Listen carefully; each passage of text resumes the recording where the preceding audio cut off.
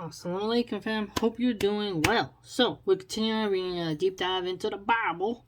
And it's the Jehovah's Witness version. So, let's begin. Now, we were dealing with the older men of Gilead, Jephthah. They're asking for his help now. He said, if I help you, you gotta make me the head. And that's where we're at. So, it's getting crazy. Let's continue. After that, Israel sent messengers to Sihon, the king of the Amorites. So, Sihon, the king of the Amorites, the king of Heshbon. And Israel said to him, let us pass, please, through your land to my own place. And Sihon did not feel sure about Israel's crossing through his territory. And Sihon went gathering all his people together and camping in Jahaz and fighting against Israel. At this, Jehovah, the God of Israel, gave Sihon and all his people into Israel's hands, so that they struck them, and Israel took possession of all the land of the Amorites inhabiting that land. So here you see an example of territory acquisition. Israel got the land of the Amorites. So conquest, war. Wow. Thus they took possession of all the territory of the Amorites, from the Arnon as far as the Jabbok, and from the wilderness as far as the Jordan. Well. And now Jehovah, the God of Israel, it was that dispossessed the Amorites from before his people Israel, and you, for your part, would dispossess them. Is it not whomever Chemosh, your God, causes you to dispossess, that you will dispossess? Notice this. There's a Chemosh, your God. And everyone whom Jehovah our God has dispossessed from before us is the one we shall dispossess. And now you are any better than Balak, the son of Zippor, the king of Moab. Did he ever contend with Israel, or did he ever fight against them, while Israel was dwelling in Heshbon and its dependent towns, and in Aror and its dependent towns, and in the cities that were by the banks of Arnon, for 300 years? Why then did you never snatch them away during that time? As for me, I have not sinned against you, but you are dealing wrong with me by fighting against me. Let Jehovah the judge. So here they have a name for Jehovah the judge today between the sons of Israel and the sons of Ammon. So the sons of Ammon, let's write that down, because you're noticing a pattern here. They are going at each other, and we gotta know what's going on. And the sons of Israel.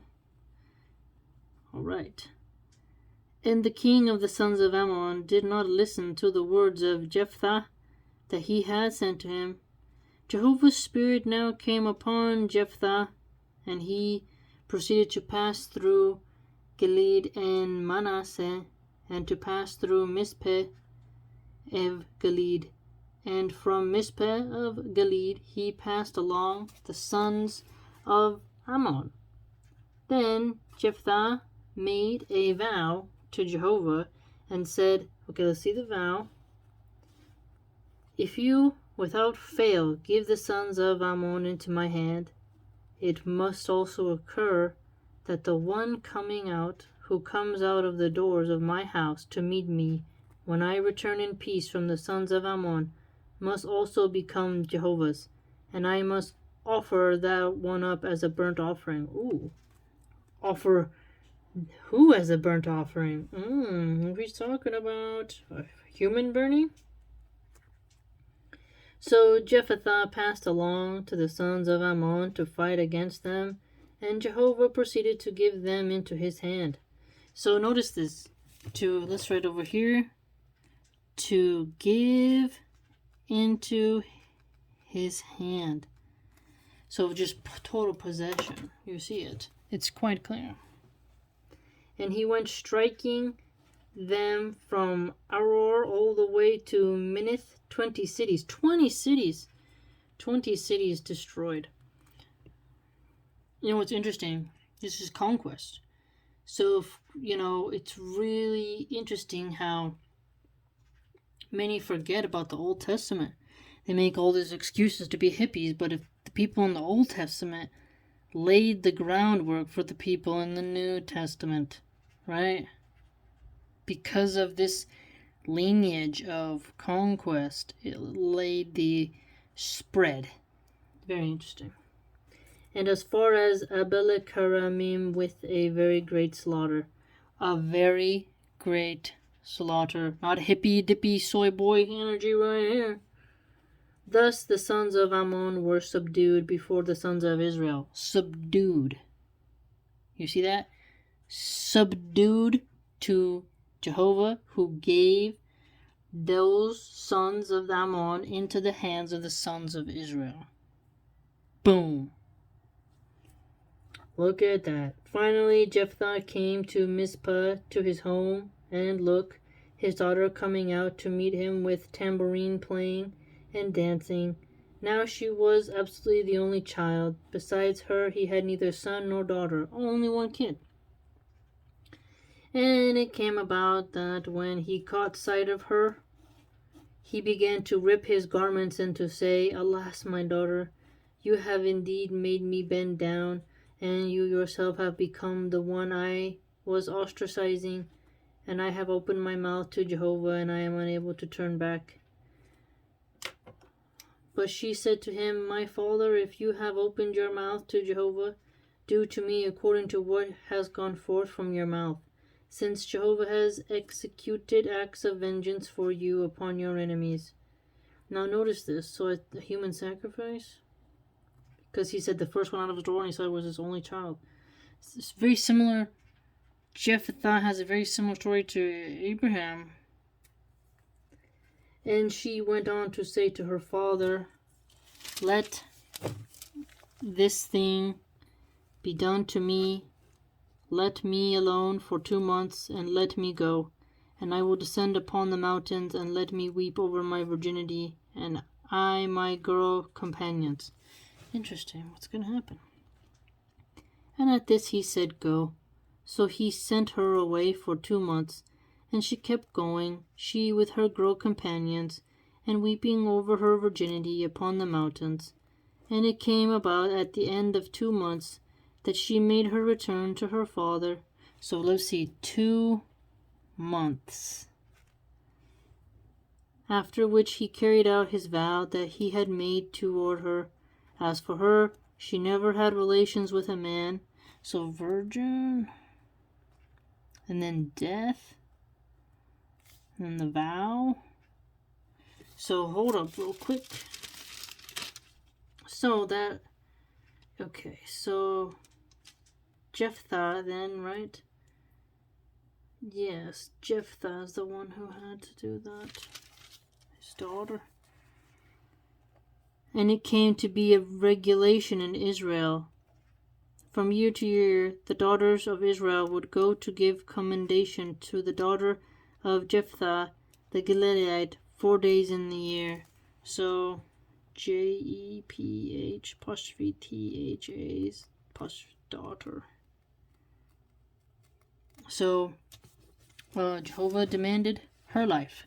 So the difference between Abraham and Jephthah is that Abraham, and I'll be pleased with him, was able to keep his son, whereas Jephthah's only child was taken as payment.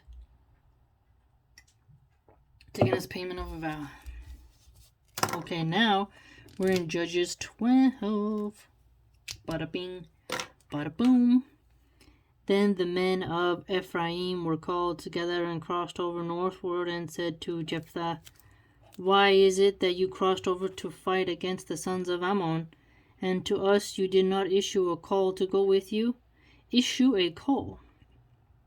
Your very house we shall burn over you with fire. What? Jeez. We wanted to... They're like, why didn't you call us to go to battle? And like, what? And he's like, oh, well, now we're going to burn down your house. Like, jeez. But Jephthah said to them, I became a special contender, I and my people, with the sons of Ammon, and I proceeded to call to you for aid, and you did not save me out of their hand. When I got to see that you were no savior, then I determined to put my soul in my own palm, and go over against the sons of Ammon. At that Jehovah gave them into my hand, so why have you come up against me this day to fight against me? Immediately Jephthah collected all the men of Gilead together, and fought Ephraim, and the men of Gilead went striking Ephraim down. For they had said, Men escaped from Ephraim is what you are, O Gilead, inside of Ephraim, inside of Manasseh.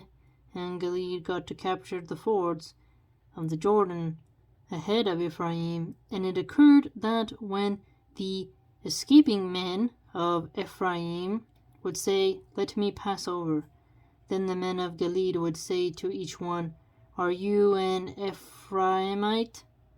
When he would say, No, then they would say to him, Please say Shibboleth, and he would say Siboleth, as he was unable to say the word correctly.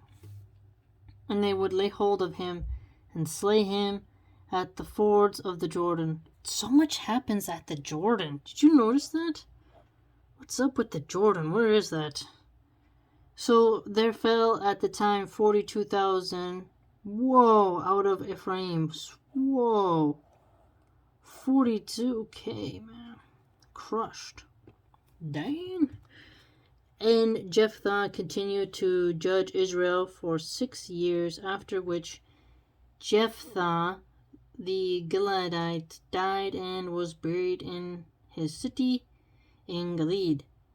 And Ibzan from Bethlehem. Okay, we have a new one here. Let's write it down. IB'_ZAN from Bethlehem. Began to judge Israel after him.